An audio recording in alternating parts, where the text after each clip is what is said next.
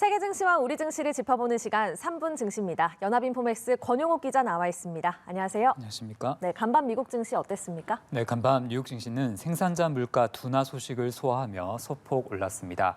마감가를 살펴보면 다우지수는 전장보다 0.47%, S&P 500 지수는 전장 대비 0.16% 각각 상승했고요. 나스닥 지수는 0.07% 오르며 거의 변동이 없었습니다. 시장은 하루 전날 나온 소비자 물가에 이어 생산자 물가 지표를 소화했는데요. 도매 물가라고도 할 수 있는 10월 생산자 물가 지수는 전월 대비 0.5% 내리며 지난 2020년 4월 이후 최대 낙폭을 기록했습니다. 이것은 0.1% 상승하리라는 시장의 예상치도 뒤엎은 결과였는데요. 소비자 물가에 이어 도매 물가 상승률도 둔화되면서 증시 투자 심리가 개선됐습니다. 간밤에는 소매 판매 지표도 발표됐는데요. 10월의 미국 소매 판매는 전월보다 0.1% 감소하며 최근 7개월 만에 처음으로 줄어들었습니다. 미국 경제의 3분의 1을 차지하는 미국인들의 소비가 부진한 것은 물가 상승 압력을 낮추는 긍정적인 역할을 하는데요. 하지만 향후 경기 침체 가능성을 키우는 부분도 있기 때문에 간밤 지수의 상승폭을 줄이는 데 영향을 주기도 했습니다.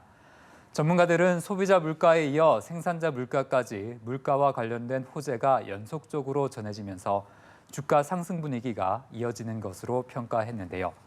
연방준비제도가 더는 금리를 인상하지 않을 것이라는 진단도 더욱 확산됐습니다. 네, 물가 지표에 이어서 정치권에서도 긍정적인 소식이 있었잖아요. 네, 그렇습니다. 주식시장의 걱정거리 중 하나였던 미국 연방정부의 업무 중단, 즉 셧다운 위기가 진정됐는데요.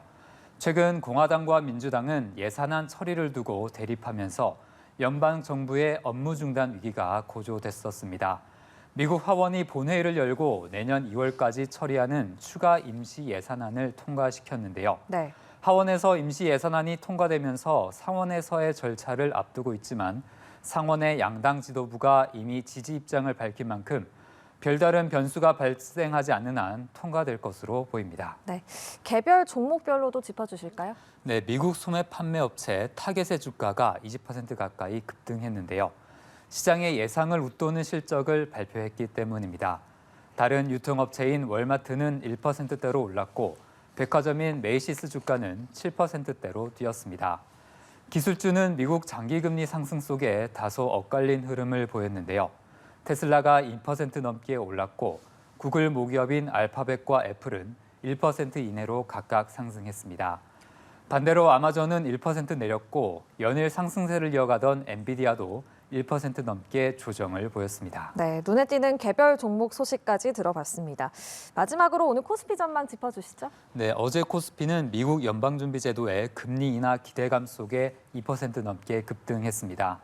오늘 코스피는 보합권 근처에서 출발할 것으로 전망되는데요.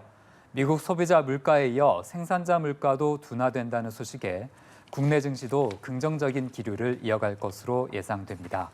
다만 어제 상승분에 대한 되돌림 압력과 함께 금리 인하 기대가 섣부를 수 있다는 경계감도 일부 살아날 것으로 보입니다. 네, 알겠습니다. 오늘 말씀 여기까지 듣겠습니다. 3분 증시 권용욱 기자와 함께했습니다. 고맙습니다.